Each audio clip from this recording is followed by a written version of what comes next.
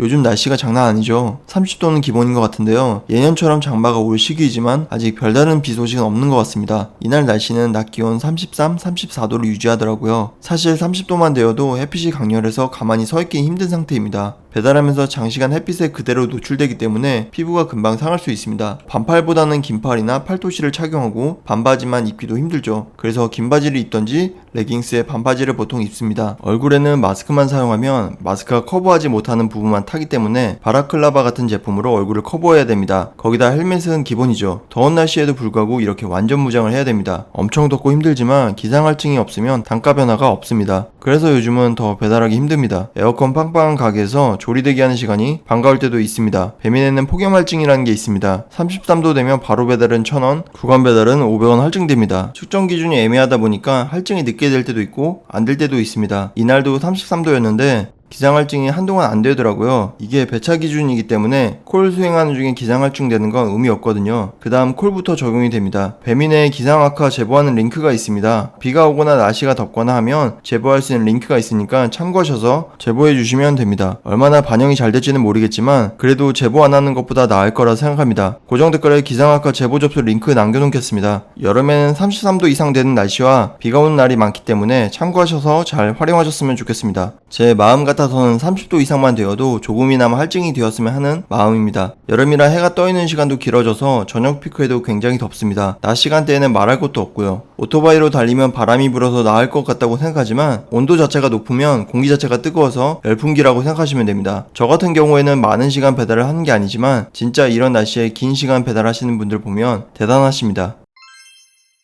그리고 요즘 또 하나 이슈가 있죠. 내일 6월 21일 금요일 가게 배달의 날이라고 해서 가게 사장님들 주도로 해서 배민 배달을 파업하는 날이죠. 라이더분들도 많이 참여하시는 걸로 알고 있습니다. 이날 하루 배민원 배민 배달을 받지 말자고 독려하는 날인데요. 일단 저는 파업 현장에 참여는 못하지만 저도 내일 하루 6월 21일 금요일은 배달을 쉬면서 멀리서 조금이나마 힘을 보탤 생각입니다. 얼마나 많은 사람들이 참여할지는 모르겠지만 가게 사장님들도 함께하는 만큼 큰 의미가 있지 않나 생각이 듭니다. 힘든 시기이지만 더 나은 환경을 위해 하루 정도는 투자할 가치가 있지 않나 생각이 듭니다. 요새 배풀, 쿠풀 이런 걸로 콜이 줄었다 이런 얘기들이 있는데요. 지금 사실 제일 심각한 건 가게들 숫자가 점점 줄어들고 있다는 겁니다. 가게 숫자가 줄어든다는 건 결국 콜량도 함께 줄어들 수밖에 없다는 얘기입니다. 원자재값, 인건비 등등 비용적인 부분들이 많이 상승되어서 안 그래도 가게들이 많이 힘들어진 상태입니다. 여기에 부채질하듯이 배민과 쿠팡은 배민원 플러스 스마트 요금제 등으로 변경을 강요하면서 가게들을 더 힘들어지게 만들었습니다. 특히 배달 매장들은 수익 구조가 더 좋지 않기 때문에 이런 것들이 큰 부분을 차지합니다. 매출 비중도 가게 배달보다는 수수료가 높은 배민 배달 비중이 늘어나면서 점점 버티기 힘들게 만들어졌습니다. 그래서 요새 배달하다 보면 문 닫은 가게들이 하나둘씩 보이기 시작합니다. 그런 가게들이 골목 깊숙이에 있는 안 보이는 가게들이 아닙니다. 어느 정도 유동인구가 있는 곳인데도 불구하고 폐업이 되었고 이게 다른 가게로 공백 없이 양수양도로 자연스럽게 바뀐 상황은 상관없지만 아예 문을 닫고 임대문을 붙여놓고 있는 상태입니다. 안 좋은 사항은 이전부터 진행되었을 거라고 생각합니다. 이런 것들이 눈으로 직접 보이기 시작하면 훨씬 상황이 안 좋아진 상태라고 판단할 수 있습니다. 제일 충격적이었던 건 그 중에 파리바게트도 있었습니다. 파리바게트는 안정적인 푸차이기도 하고 있던 자리가 성숙된 자리이기 때문에 임대문의를 붙여놓는다는 자체가 의아했습니다. 그리고 보통 파리바게트는 폐업보다는 다른 사람한테 넘기는 방식으로 진행하는 걸로 알고 있거든요. 그렇기 때문에 가볍게 볼 문제는 아니라고 생각했습니다. 그리고 몇몇 배달 전문점이었던 곳들은 매장 식사가 가능하게끔 다시 리모델링을 하는 경우도 종종 볼 수 있었습니다. 요즘 배민과 쿠팡의 모습을 보고 가게들도 음식 배달의 한계를 느낀 것 같습니다. 가게들이 그냥 문 닫는 거 쉽지 않은 게 2년 계약을 하기 때문에 폐업이 그렇게 쉽지 않습니다. 지금 당장 힘든 가게들도 어쩔 수 없이 월세 때문에 유지하기도 합니다. 그럼 계약 기간이 만료되면 점차 폐업하는 가게들이 늘어날 수도 있습니다. 요즘 같은 시기에 객단가가 낮은 배달 음식들은 정말 쉽지 않을 거라 생각합니다. 결국 못 버티는 가게들은 폐업을 하게 되겠죠. 남으려고 하는 가게들은 자연스럽게 음식 가격을 높일 수밖에 없지 않을까요? 지금 배민과 쿠팡의 독단적인 모습을 가볍게 봐서는 안 되는 이유입니다. 무료 배달이 좋아 보이지만 좋은 게 아닌 이유입니다.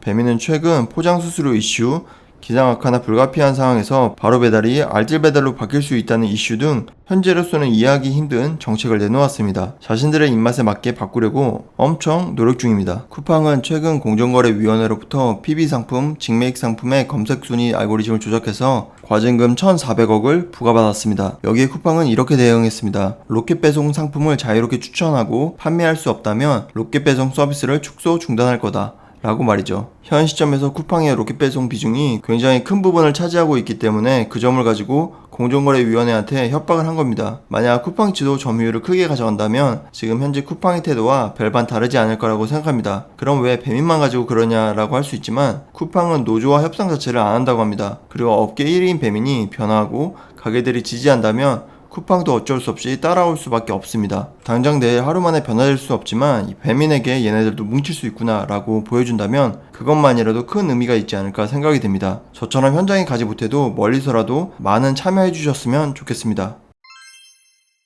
매번 응원해주시고 아껴주시는 구독자님들을 위해 꼬마거북이 반사 스티커 무료 나눔 2차 신청을 받겠습니다. 1차 신청할 때와 같은 방식으로 진행할 거고요. 1차 때와 동일한 제품입니다. 손바닥 크기 정도 되고요. 보이도 반사 스티커라 좋은 재질로 만들었습니다. 신청 후 영상이 올라가고 1시간 뒤인 오후 10시에 꼬마거북이 유튜브 커뮤니티에 게시물을 올릴 예정입니다. 게시물에 적혀있는 링크를 통해 선착순 30명에게 2개씩 우편으로 보내드립니다. 영상 댓글로 신청을 받는 게 아니고 꼭 신청 링크를 통해 신청해주신 분만 보내드립니다. 선착순이기 때문에 조기 마감될 수 있으니까 빠른 신청 부탁드리고요. 꼬마거북이 멤버십 가입하신 분들은 신청과 상관없이 첫 가입 시 스티커 3장을 보내드립니다. 멤버십 가입은 영상 제작에 큰 힘이 됩니다. 감사합니다. 많은 관심 부탁드립니다. 참고로 우편으로 보내드리는 거라서 발송하고 1, 2주 안에 받으실 수 있습니다. 영상 끝까지 시청해주셔서 감사합니다. 오늘도 행복한 하루 되세요. 안녕.